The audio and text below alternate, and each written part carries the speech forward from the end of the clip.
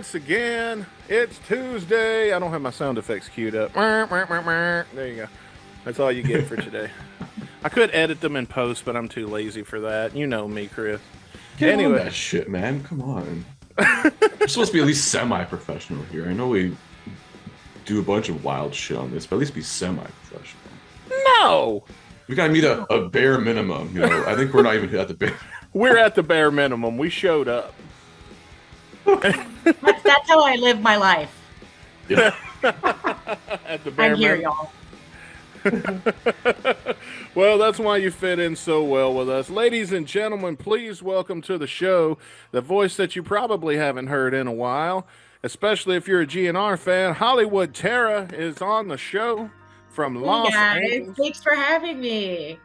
Oh, thanks for being here, man. I'm looking forward to chatting with you because I heard you got some pretty exciting stuff to talk about. I mean, you are right there in the pulse of where, like, she's practically next door neighbors with Axl Rose, folks. So, Well, I'm a native Angelino, fourth Okay. generation.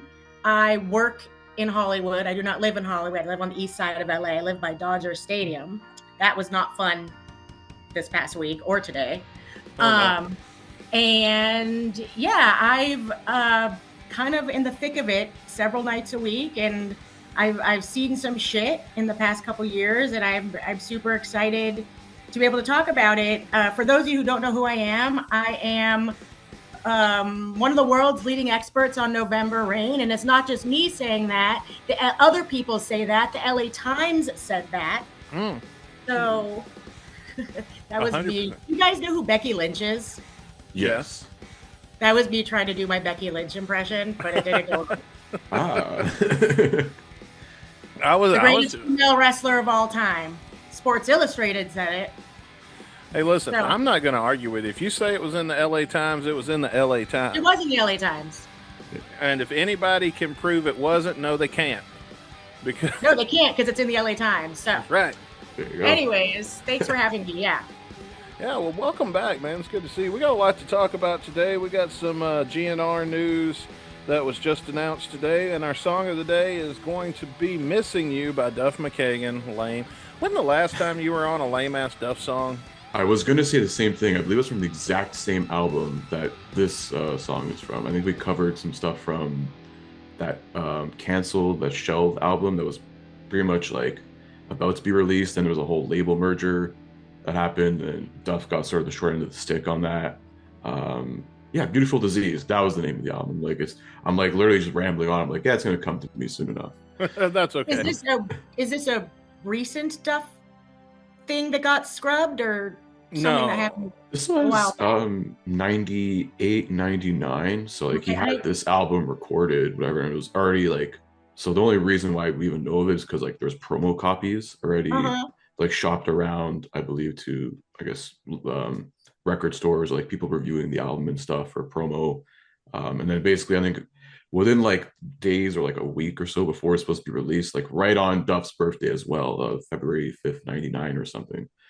Like there's a big merger, I think, because he was with Geffen, I believe, at the time, and then there was some merger, and then Geffen kind of got, I guess, you got like short in the stick, and Geffen's like, oh yeah, we're sorry, bro, we gotta like pull the plug on this. But in good news though, Duff still has this album, so shout out to his manager. There's a manager doing good things, by the way. Speaking of, That's a rarity. I know it's a rarity. His manager helped him secure his album back a couple of years ago. I don't know if they say he's ever going to re-release it or anything, but I know like some of these songs ended up being re-recorded for what would become Loaded at the time. So I know he did that. I think on the first couple albums, there were some re-recorded versions of the stuff that he did back in 98, 99 for Beautiful Disease. Okay, and we're gonna listen to something from it. Yes. Yes. Okay, I was not sure if I was like, is this the podcast where we listen to a song from the Guns N' Roses universe? And I was like, it is. And you guys pull shit out of thin air. I don't know how you still even have stuff.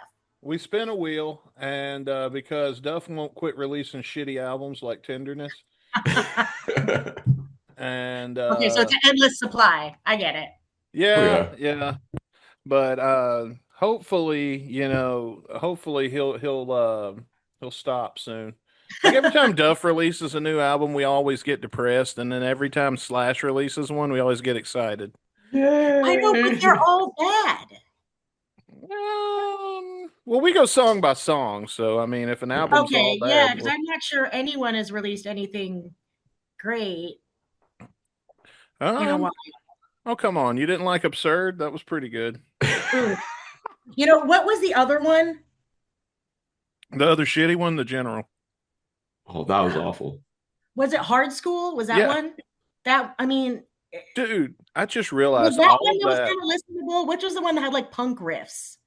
I've been out of the loop too long. I should have done a refresher. You know, it just occurred to me. Talking honestly, because so much has happened since the last time we talked to you. Like GNR's put out 4 songs. Yeah. And wow, that's weird to think about. So there was Absurd and Hard School. That was the one. I think it sounds like you're talking about Hard School. I think I am. Is that had to play it cool, had to do it your way? That one. Yeah, what a tune. Or you like Absurd. I mean, many people do. I didn't hate it. Didn't hate it. It grew on me. It did. Maybe because I was so used to the 01 version, you know, like when it was Silkworms and all that stuff. I was like, oh, right. Kind of like that. If like that's more like sort of like a what if you know, like the Chinese Democracy lineup sort of like stuck it out, and it's like, yeah, let's keep it more in this like open-ended sort of like industrial kind of way. This is the universe if the Chinese Democracy Guns N' Roses just went on.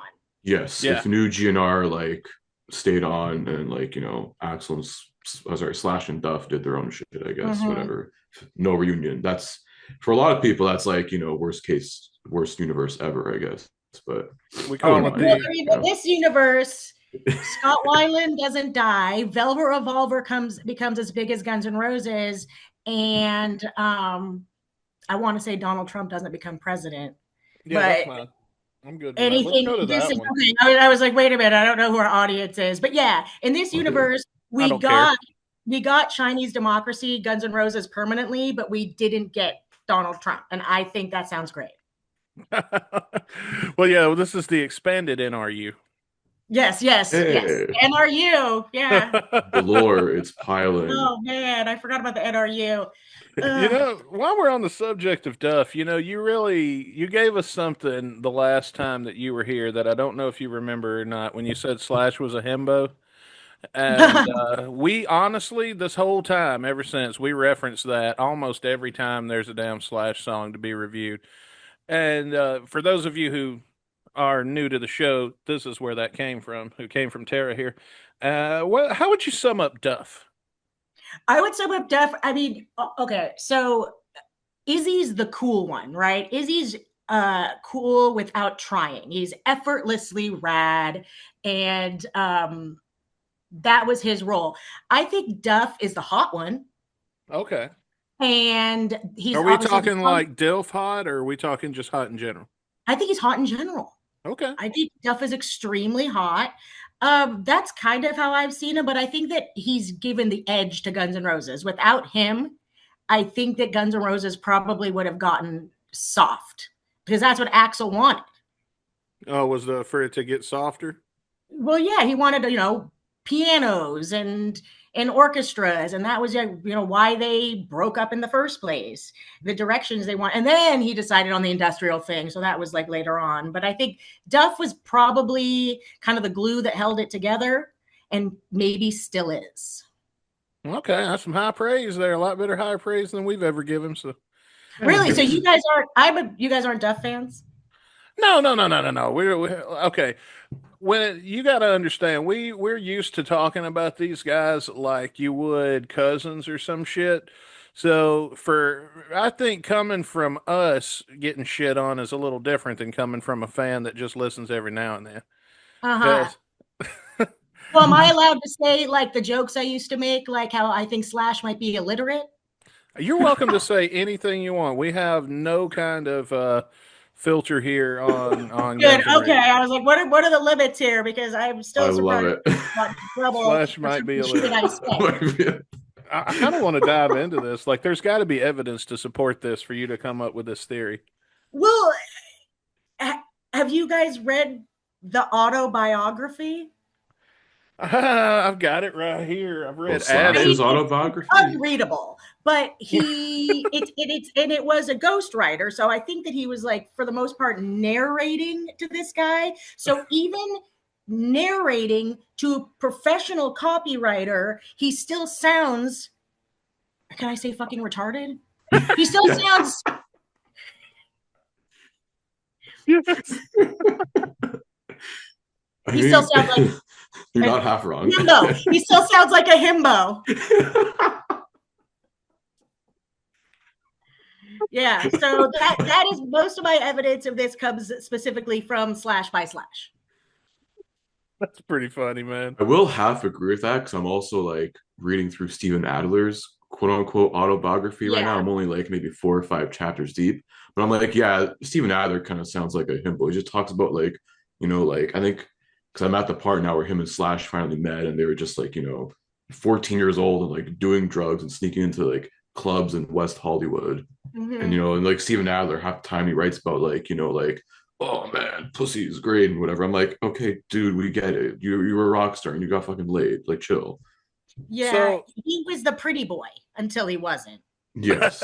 Let me ask you a question. This is going to sound mean as fuck, but when you're reading Stephen Adler's book, are the words coming to you in post-stroke voice?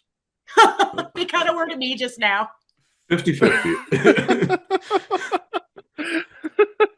Because that's how I imagine hearing. That's how I imagine it too, unfortunately. It's 50-50, honestly. Oh, bless his heart. I hope, you know what? I hope he's thriving. Wherever. He's not. I don't know, yeah. I hope he is. Steven, find a singer and just, get on with your band and do something, man. I don't know. Remember, he had that Argentinian man. Yeah, Ari Common. I see him around all the time. He's a little guy. And yeah, so he's not in the Stephen Adler band anymore. I don't know. Yeah. We were going to see him last year, but then Stephen Adler bitched out after everybody got into town and wouldn't play the show. Oh, shit. See, that's some good Guns N' Roses tea. Where was that going to be? Jefferson City, in my backyard, pretty much. Like, literally. Missouri. Are you in Missouri? Yeah.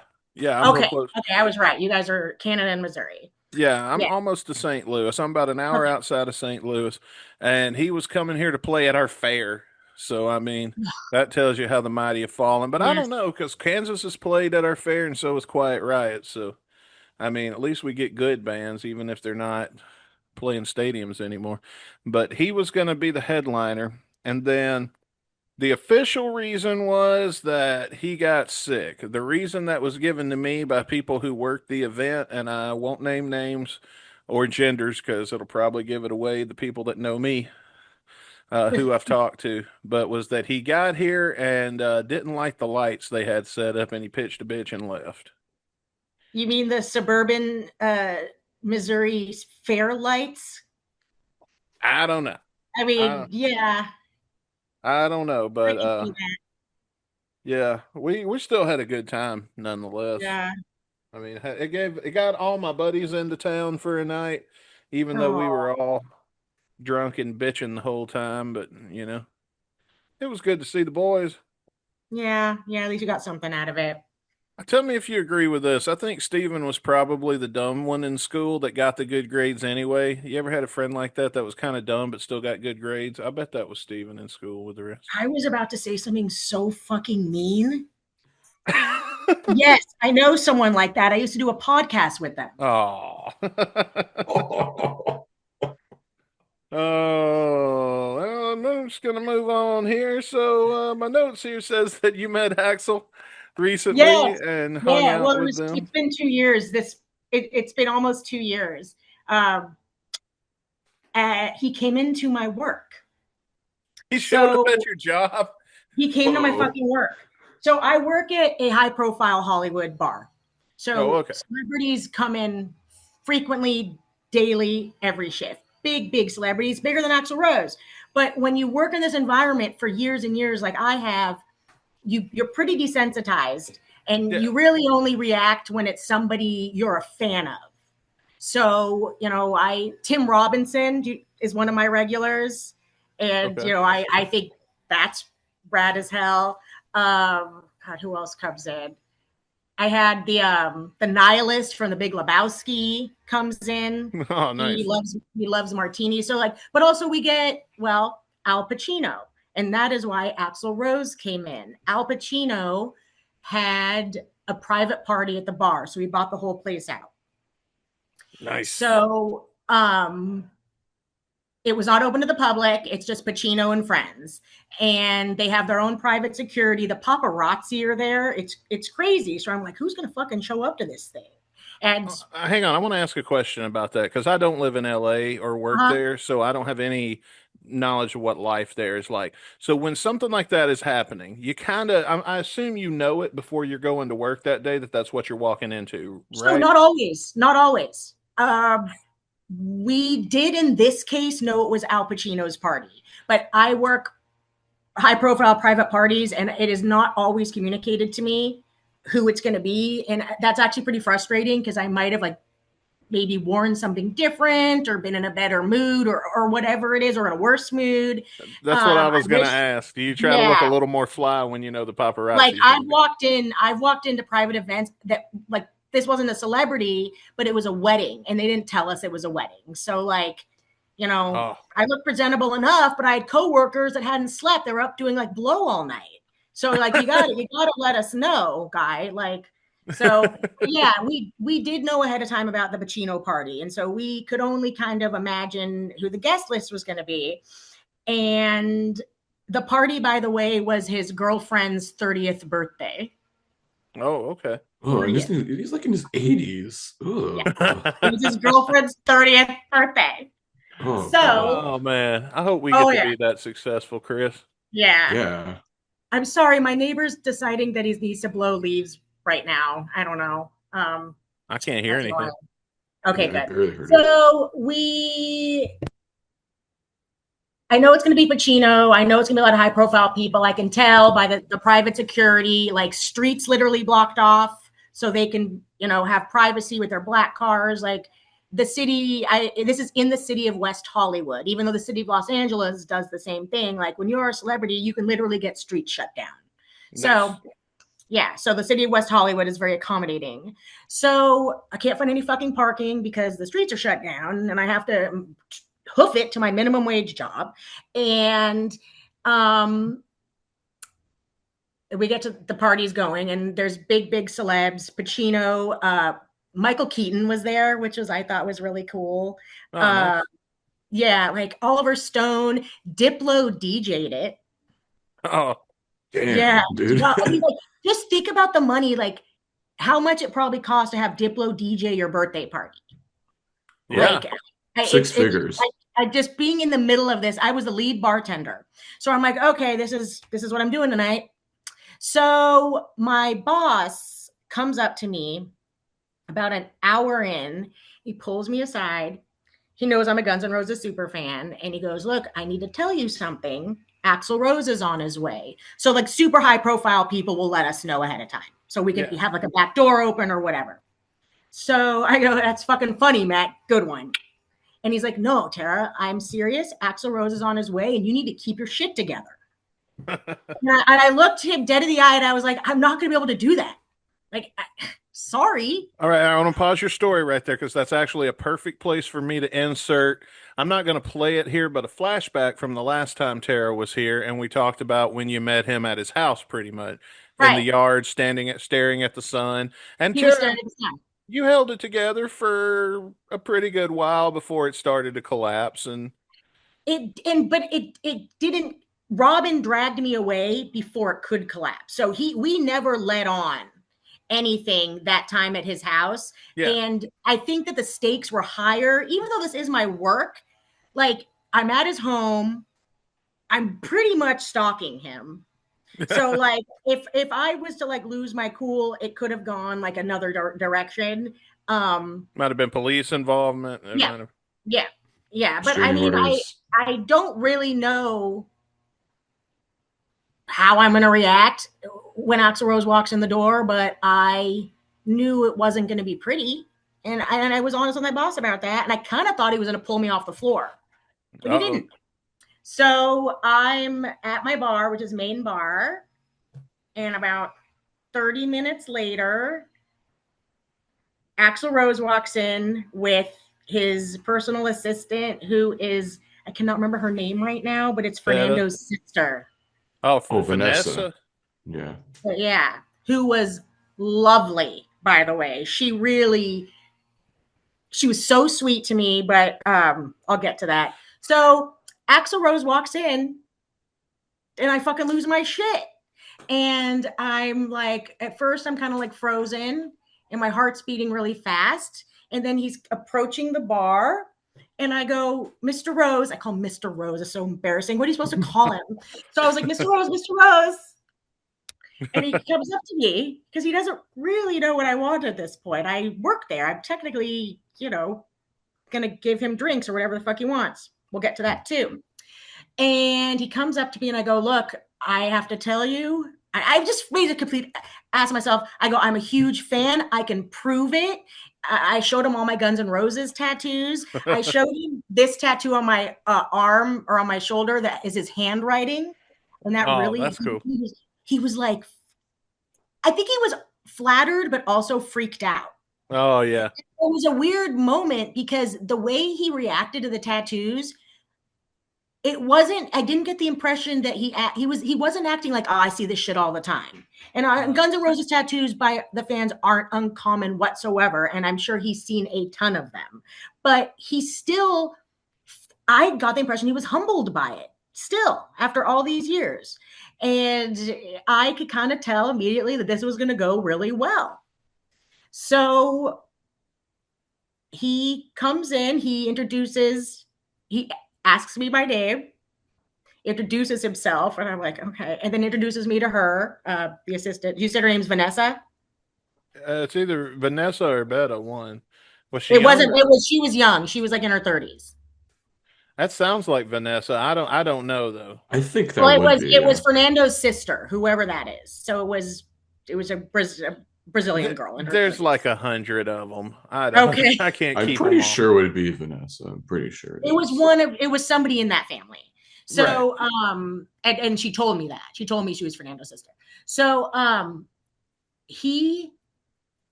this guy saddled up at my bar right in front of my well.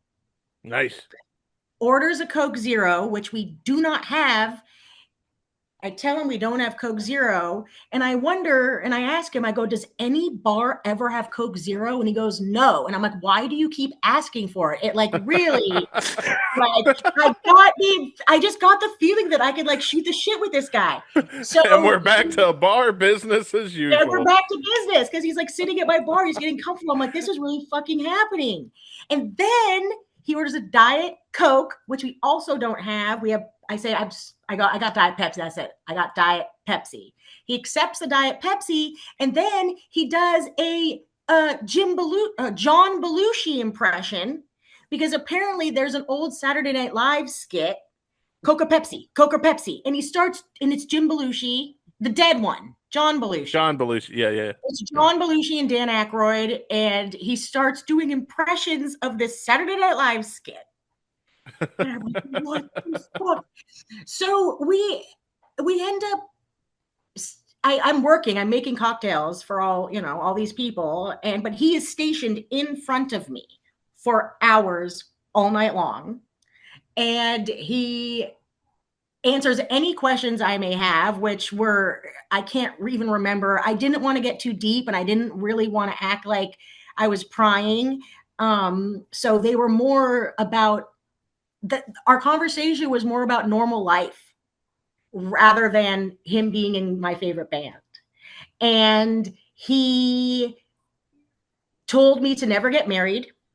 That's pretty solid advice. I'll back that one up. Yeah, I was like, yeah, been there, done that, man, like for sure. He's like, yeah, me too. And I'm like, yeah, never again. And like we laughed about. I'm thinking like, what the fuck? And then he tells me about. Do you guys know about Jules? His parrot? No, I don't. So nobody knows about Jules except for me and now the listeners of your show. We're getting a scoop. We all know about Axl Rose's cats. Yes. Who he loves very, very much. And it's so sweet. And I'm pretty sure he also has like dogs. He has like quite a menagerie up there. He's an animal lover. Yeah, But he's got a dog that he carries with him, don't he, on tour? yeah, he's an animals guy. But I'd never heard of Jules, and I've like done the research. So Jules came as a surprise. So he's a big parrot. He's 30 years old. He got him when Pulp Fiction came out and named him after Samuel L. Jackson's character. Oh, that's funny. Oh, nice. Yeah. And so I don't know, I don't remember how Jules came up, but I heard about Jules.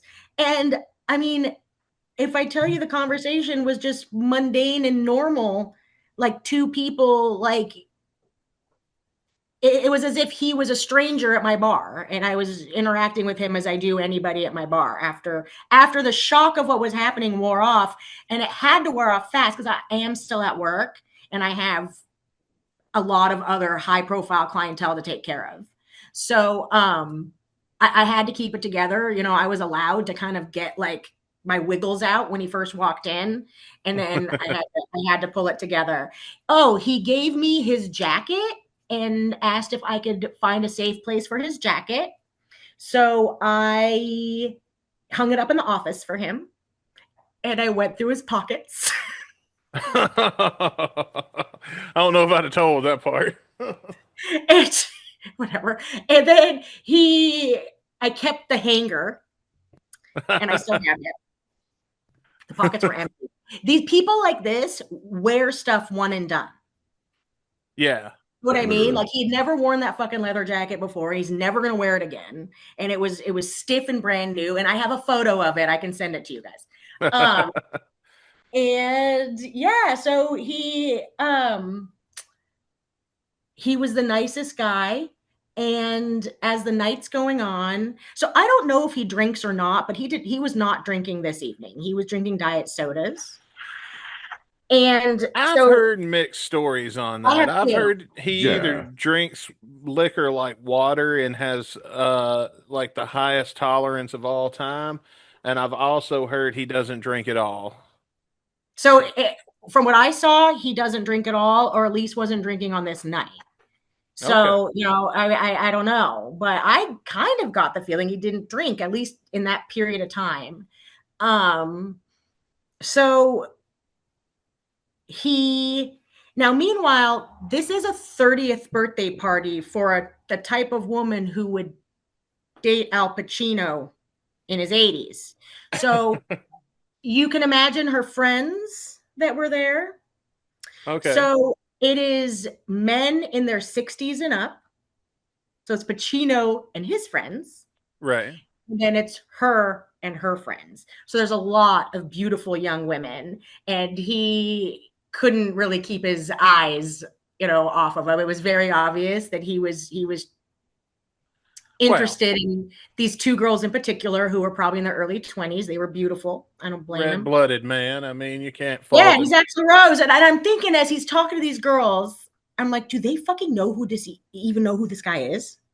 Like, there's a chance you don't know who he is. Like, I'm kind of like, it kind of hit me that in Hollywood in 2020, well, this was in 2023, but like, the young, hot generation does not know who Axl Rose is and would not recognize him or realize that they're being hit on by one of the biggest rock stars of all time.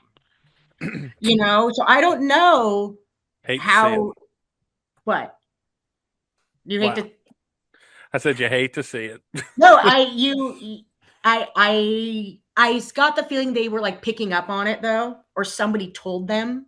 So they after the party was over, they all went to Chateau Marmont. Him, his the woman he was with, the assistant, and these girls. So I hope they had a great night. But there was a photo booth at this party. Oh boy. And I asked Axl if he would take a photo with me. And he did. In the booth, in the photo booth? Uh-huh. Oh, that is so awesome. I'll be right back. Oh man, no way. I gotta see this. We're getting visuals. Oh. In a fucking photo booth. That's great. This is real. That is amazing. Oh man. Can you see it? Oh, that is awesome. Yeah. You should Axl Rose really took photos with me in a photo booth. Can you send me that so I can show fucking it on Uh-huh. screen clear? Yeah, I'll send you all the photos from that night. Okay. Yeah. Just I mean, you don't have to put them anywhere, but just so you can get like kind of a visual of what happened. So yeah, that was a surreal experience. When I asked him to take I mean, like, he made me feel so comfortable over the couple hours that I really felt confident asking him about the photo booth. And he hesitated slightly, and the assistant kind of nudged him, and she was like, do it. And he's like, okay.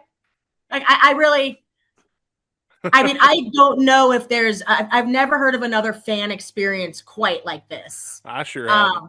Yeah. So it's still surreal. I still can't believe it happened. And, and best of all, if I ever have the luck of running into him again, he would remember me. Like, we had, a lot of people remember me because of I work at an iconic place. So they're able to kind of like connect me to that. But, and how many fans has he gotten a photo booth with? That's kind of what I think that the unique thing that would stand out. And I wonder, because I don't have social media, and my former podcast was over, so I am so sorry about that. Now he's really going at it. I had nowhere to share this until now. It's been 2 years. Oh wow. No one's seen it. Well, I am so glad that you brought that and shared it with us today. Yeah. So, but yeah, it was yeah, I mean, I think about it all the time. It's in my mirror. I have it stuck to my mirror when I get dressed every morning. I get to look at me and Axl in this photo booth, and just like our experience when we met him when we went out to his house in Malibu, and he was super nice to us. Like, it easily could have gone the other way both times. Yeah, but I mean, I've never seen anything to lead you to believe he's going to be a dickhead in real life. I think that's like a stereotype that's not true. Yeah, I've never. I mean, unless I guess I can see like the videos where everybody's mobbing him and he's pissed off because he's just trying to get to a hotel or to a fucking airport, or he looks pissed off because they mobbed him at the grocery store or something like that. And I can get that though. I can relate to it. And I mean, I don't know. Maybe I'm biased because I like Axl and I want him to not be a dickhead. But every time I hear stories of Axl being a dickhead, somehow in my mind I can be like, yeah, but I agree with you. I think so. In Los Angeles, living here, it's unspoken. We don't really bother celebrities because we see them all the time. So it's kind of in bad taste to approach a celebrity, for a photo in a parking lot. It's like, like mobbing him in a hotel room in, I don't know, St. Louis is different. Those are not people that are used to this every day and don't know these unspoken rules. So like the fact that I even kind of like personally broke you break the rules very seldom. And in this case, I had to break them. And then I broke them one more time. This was just a couple months ago. Frank Ferrer came in. It was the day after they announced that he was fired. Oh. Yeah. But Frank's nice though. He was so nice. He was with his wife, girlfriend. They live in Joshua Tree. They told me they were in LA for errands, and they came in and for drinks and dinner. And I did approach him, and I wasn't sure it was him at first. I'm like, how many fucking dudes look like this? Though? Yeah, he don't look that remarkable. There's a couple for sure. Just like, there's just no way. I mean, I'm starstruck by this dude that nobody else knows who the hell he is. I mean, even Guns N' Roses fans may not know his name. You know what I mean? Like, so Frank Ferrer was in, and I did approach him, and I kind of had to be like, are you Frank Ferrer? And he was like, yeah. And I'm like, I'm a huge fan. I work here. Sorry to bother you. I'll buy you a round of drinks. And he was super nice. And I said something like, yeah, I heard the news. It had just happened. And come to think of it, that might have been why he was in LA. To get his affairs in order with. Yeah. Get his walking papers. His walking papers, because it was 48 hours later. If had post. Yeah, it was. Okay. I know. I was like, God, I wish you came here 3 days ago when you still were in Guns N' Roses. Yeah. But, it wouldn't have been a depressing visit. Yeah, but he seemed in good spirits, and hopefully they set him up well, and he's a nice guy. So beautiful wife. Whatever. Frank was the last one I met in person at I think it was Kansas City, wherever I went to see GNR play. Yeah, I think it was Kansas City. And I think it was Allison Chains was playing. And so I'm in the pit, but I'm not all the way at the front yet. I'm kind of hanging out toward the back and I'm rocking out. And then, I'm listening to the band and rocking out. And there's this dude beside me that's kind of also rocking out. And then I get to looking and I'm trying to watch the band and not stare at somebody next to me in the audience. But I get to looking and then it clicks. Like, that is definitely Frank. You know what I'm saying? That's out here. And he's like singing along with the words and shit like that. And then there was in between songs, and I go, "Fuck are you doing out here?" And wait, was Guns N' Roses in town? Was it they were playing later? Oh, okay. And he came out to the crowd to watch Allison Chains. Yeah, got in the crowd. Nobody noticed. And except me. And then that was my exact words: "Was the fuck you doing out here?" And he goes, "Had to see the band, man." And I said, "Fair enough." Then they started the next song, and then I didn't want to bring attention to him or nothing. So at some point, during that set list, or I forgot he was even there. I went to look for him again just to see if he was still around, and he had vanished. So yeah, I mean, the thing about the guys in Guns N' Roses is I am going to yell at my neighbor. Oh, do it on the air if you're gonna do it. Me and this neighbor have beef. Oh, so, dude, leave him perfect. Take the mic with you. Get the whole thing. God, because I just don't know. Is it a man or a woman? It's a man, and he's like 90 years old. Oh, okay. I always feel bad doing it to old people. Yeah, but we've lived on the same property for 8 years, and he's not getting a pass for his age. Let me just put it to him. It's not. So I guess if he's a racist, I can feel better about it. He's a racist. Okay. I can confirm. Fuck him.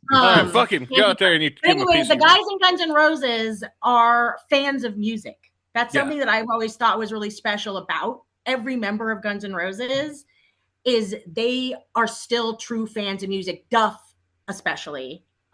Yes. You could see Duff at shows here in LA. My boyfriend, his favorite band is this band called Discharge. They're a punk band, and they're one of Duff's favorite bands. And Duff was at a Discharge show here a few years ago, just regular in line out front, general admission with everybody else. So, once a punk, always a punk, I guess, even though if you're worth $500 million, it still shows up, waits in line to see Discharge. Well, speaking of Duff McKagan, we're actually going to be listening to his song today. We are almost out of time, man. So, everybody tune in on Thursday when we're going to talk about some MTV news, AC/DC news, and other GNR news. Tara, it was good to have you, man. I want to know what it is. You want to know what it is? I want to tune in on Thursday. Yeah, we'll listen. That's how we do. We get one person to listen every week, and that's how we do. So that's good enough. All right, so we're gonna listen to this Duff track. It's called "Missing You," and it's track 7 from "Beautiful Disease." So let's have. Let me turn up the volume here. Let's have a little. All right. Let's make sure you can hear it. Not going yet. Can you guys hear it? Yep. Here it comes, yeah. It's like making weird space noises. Aliens. Fucking Halloween's over, dude. What is he sampling 2001: A Space Odyssey?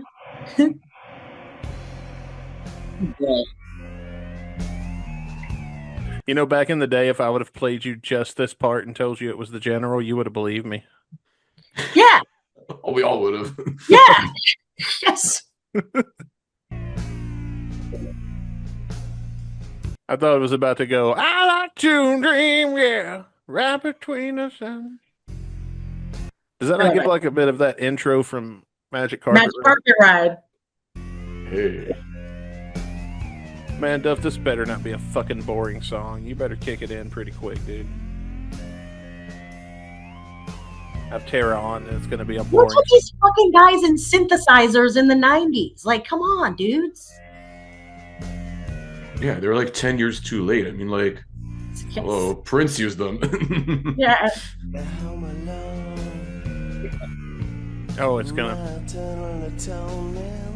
is gonna be a boring song. Oh my god. Maybe it'll kick in. So sick and tired of being fucked up and lied to. I hope your dreams come true. Man, has anybody else checked out already? Oh. Yeah. Finally. You lured me in, Duff. You got me. Yeah. Jump scared us a little bit, maybe. Yeah. Ah! Wow. Halloween's over, dude. It's never over in the McKagan household. No. He's a spooky guy. He is. Who is the spookiest member of GNR, Tara? Actually, I think it has to be Axl. No? Okay.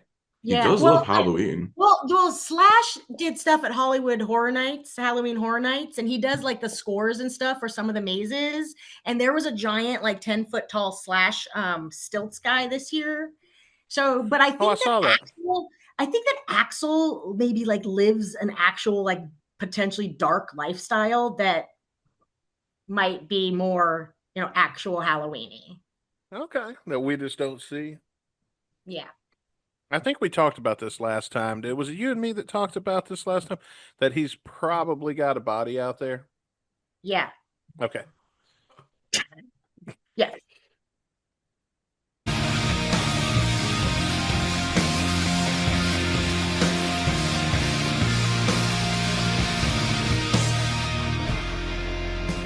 I've seen you long,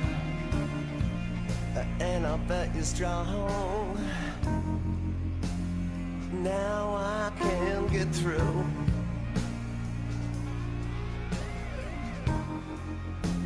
And then you lied, you were getting high. I hope you're turning blue. Damn, that's pretty cold, even for Duff. Damn. And in the night, when I feel alright, I won't be missing you.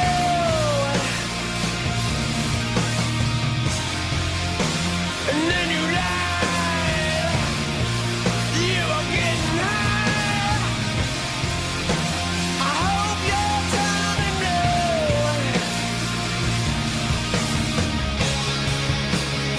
So he's basically saying, I hope you fucking die, bitch. Yeah, these guys have a lot of songs about dead women. Yeah, or just former wives. I mean, like former him and wives Slash they have wish both been, were dead. Yeah, I mean, him and Slash have been married, I think, both twice. So, yeah, Slash has been right, and the rumor is that Slash and what's her name are married. Megan. Mm-hmm. I've heard that. I don't think they ever will. I don't know. Is he willing to give up that much money? If there's a prenup. He's done it twice. He did not. I mean, he's like I said previously. He's maybe not. I think Axl and Betta are married. I can see that. You mean for like legal purposes? Yeah, I think like secretly they're married in real life, but not like romantically. I don't know. God, could it be? Like they immigration wedding? Because they're the same age. Like, it's not like she's that much. They're the same age. It wouldn't be a socially weird age gap of any kind. No, it wouldn't. And I mean, so what? I mean, he likes to mac on the young girls, but maybe he likes like a So little your salsa theory every now is and then. that okay? So let's the theory is he's been married to Beta for 30 years ish, however long she's been around, 30 something years, and or at some point in that time they've gotten married, and it is romantic, but he has like a hall pass. I mean, I can see it. I can see it. some Yeah. people don't ever put the "you can't fuck other people" card uh in their marriage. I know my second wife really didn't. Like she was all game for me fucking other people. She didn't give a fuck. Yeah, I mean, some people are fine with it. Like my instruction I was to. would kill, murder, Well, murder see, that I chick. never did because I thought about it before and I would flirt in bars, but I never could make myself like seal the deal. You know what Yeah, I'm saying? even though you had the hall pass. Yeah, I never could. I never Yeah, could make myself do it. Like, you know what I yeah. mean? Like, and I mean, I would flirt and stuff like that, and occasionally lead somebody on, but like, I would never actually gonna do it. But um, I mean, it was the thrill of the chase at that point. But no, her only thing she told me was wear a condom, and Ugh. I think that I mean it's probably all over the place, but I can say that because of the things that I've seen at work and at clubs and events, like either everyone's in an open fucking relationship or everyone is cheating. You know what oh I well. mean? Like it is the Wild West out here. It's fucked Well, up. that's another thing is you can't put Midwestern standards on people in Los Angeles and vice This versa. isn't real life. Mm-mm. Yeah. No. And Yeah. we and Very I know true. that. Like I know that. Like I don't. I'm aware that I and You're again wearing. I work there. I don't live there. You know what I mean? That's not actually my real life is in a normal neighborhood in an area of LA that people don't give a shit about. You You're know, wearing a short sleeve shirt in what should be 46-degree weather. so it's been hot. It's been hot. It sucks. I'm fucking jealous. So Yeah, we cussed out Bailey last week because he's from Arizona and it's warm where he is too. It's been hot. I'm kind of hot right now. All right, But let's get this shit over with. Well, we're about halfway through the song.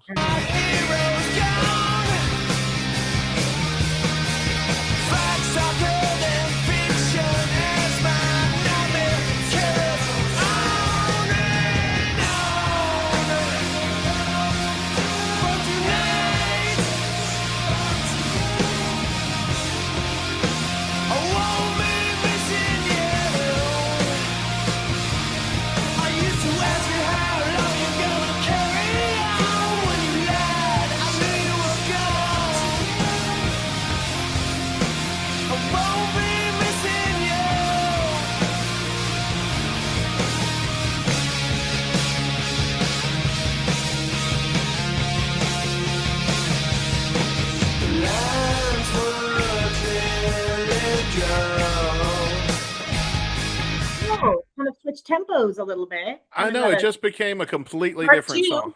Part two of the song. All right, let's keep going. Yeah. Sad memories of you are slowly gone.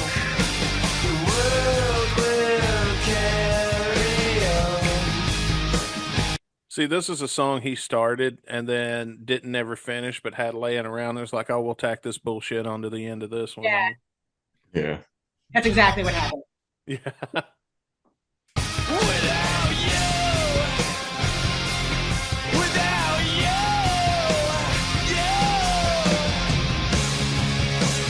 all my heroes gone. Facts darker than fiction as my nightmare carries on and on. In the night, I won't be missing you. And now that you're gone, I'm gonna carry on. The lines are clearly drawn. I won't be missing you.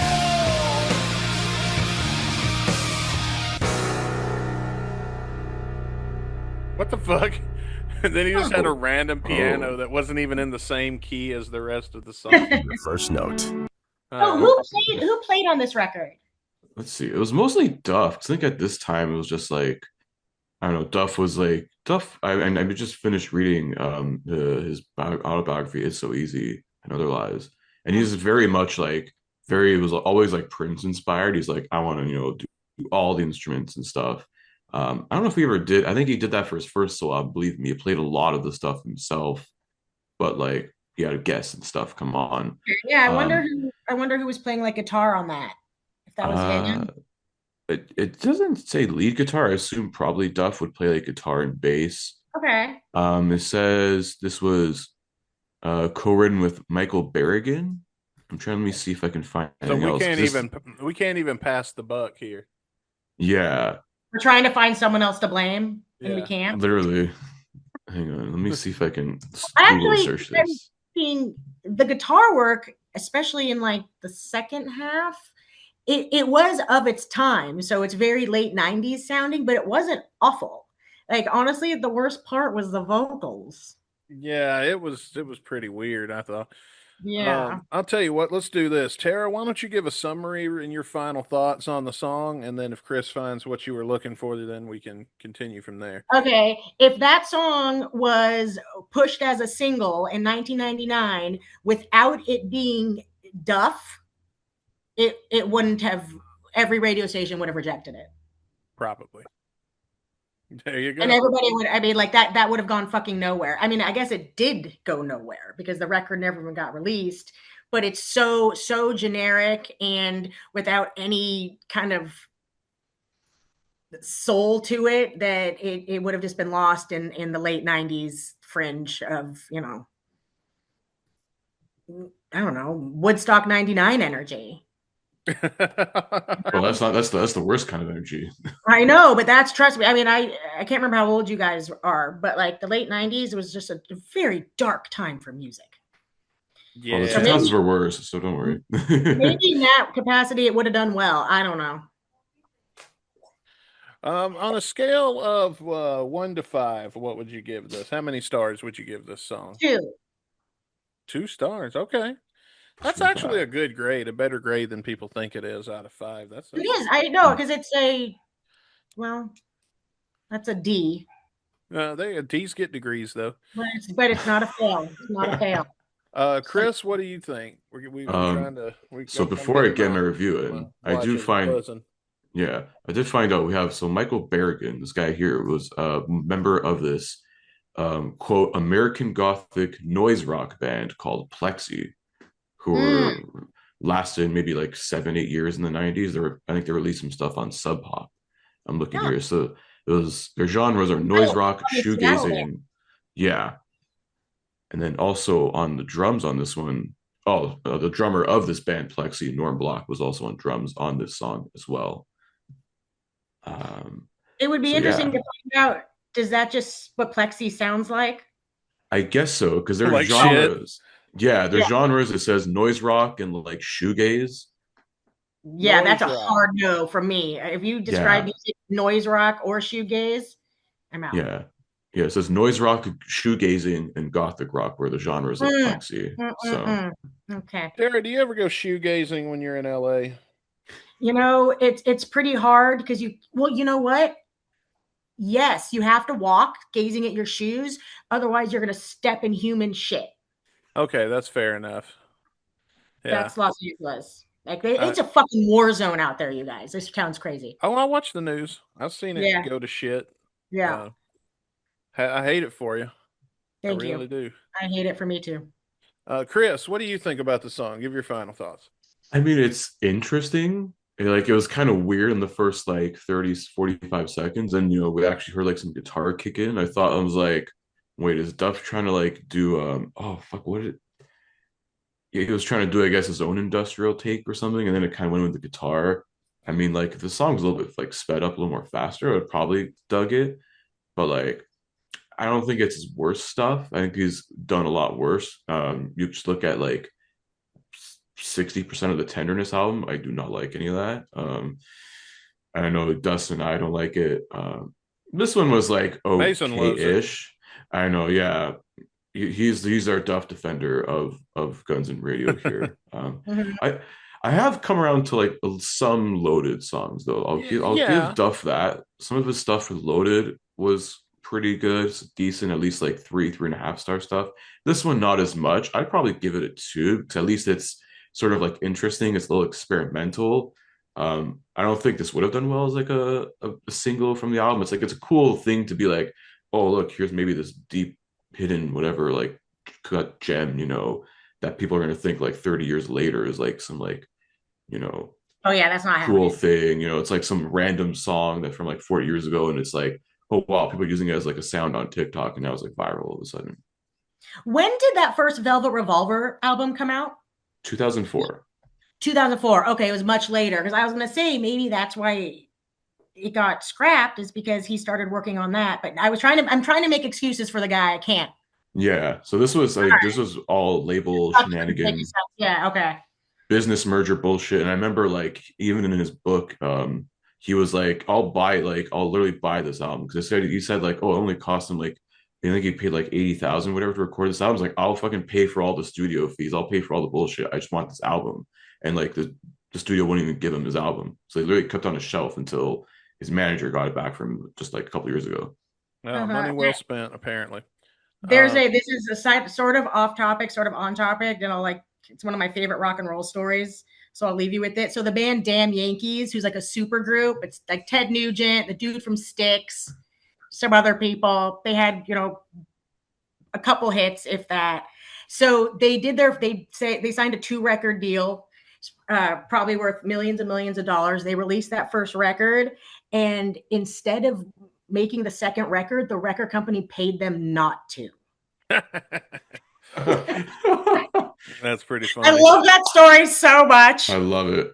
Because I would also pay Ted Nugent not to do a lot of things that Ted Nugent has done in his life. Ted Nugent a lot of money to just. I would pay him to just shut the fuck up and just not exist. That's it.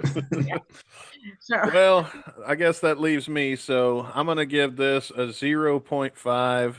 Ooh, you hated it. I hate it. I'll never listen to this again. There was a couple of guitar parts. I thought, okay, this is pretty good, but then it was all over the place. It was a bunch of bullshit jumbled together, and to make a incoherent piece of shit that I'll never listen to again. But that's our opinion. Though, of course, the important question is, what did you think? Let us know in the comment section below, and we would love to hear your thoughts on Missing You by Duff McKagan. Now, we're on a tight crunch here because I told Tara we'd be done by 7, so we got to run. But before we go, Tara, and I feel like we could talk to you forever, man. I feel like we got a million. Next time, I won't have a time limit.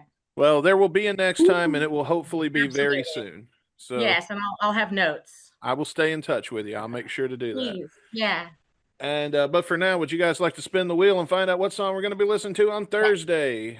And so the wheel includes like November Rain. Have you done November Rain yet? November Rain is still in the wheel.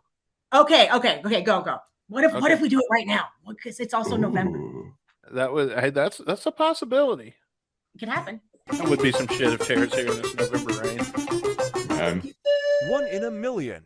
Oh. Oh, that's a good one. Oh my goodness. Oh, man. I'm so glad I was here to see that spin. Oh fuck. Damn it. Damn. So whoever you have on Thursday gets to do 1 in a million with you? Yeah. Yep. Deeply jealous. Yeah. I'm dreading That means I'm having a lot of it. No, we never spin again. We have before. We did spin it again one time. I think wasn't it like we got like 8 Duff songs in a row and none of them were like good? A couple times we have, because we used to have like it would just be like our main show, and then we have like the Saturday show. It's like we'll just put that off to like the Saturday thing. Yeah, it's like, our quick 15-20 minute episode. And then how I think frequently do you get a Guns N' Roses song? Not maybe about once every couple of months we get an actual GNR. That's not a live cover because the live covers like Wichita are in there. We did Wichita already. Yeah, we've done it, but it's in there. And those covers of Black Sabbath that they're doing at every show now, those are in there. Like everything. By the time we finish the show, we will have reviewed everything. So. Okay. And got about what we say about another 2 years. Roughly, yeah. Of songs. Yeah. And how long you been doing this podcast? 7 years. Well, this is our 7th year. Yeah, this is season 7 right now. Very cool. Yeah. Well, you gotta promise me when that thing hits November rain. You know who to call. Oh, that's the first phone call we're making. You're in the contact list now. Right. You're going to be getting regular invites from me. And Awesome. yeah, as soon as when that does happen, you'll definitely be the first person we call. Awesome. Yeah. Thank We'll you. do it even live on the show. Yeah, we'll literally call you on the show. Like, oh yeah. We Right. did it. We did it. We She'll be at did it. work. It's gonna happen. I give it. Let's say it happens before the end of 2025. Wouldn't that be crazy? Oh, Or that this would be- month. Yeah. We should start putting bets on the wheel like that. I mean, Oh my How have you goodness, not that'd be good. already been betting on the wheel? I don't know. But there's a lot of times I'd have lost a lot of money if we were betting on the Yeah, no, I didn't see 1 in a million coming. That's quite fun. wheel. Yeah. Yeah. Good luck with that, guys. Well, folks, We'll we need it. hope you'll join us on Thursday when we review 1 in a Million. Try to come and be optimistic. Also, try to come and be patient with us. And I'm tired of making excuses for this song, so I guess at this point, We're gonna have to put it to rest on Thursday. Finally. Yeah. that's next time. But thank you, Tara, for coming. And Right. until next time, I'm Dustin Bonez. And I'm Chris Caputo. Our most controversial episode yet this Thursday? Come find out. Peace. Bye.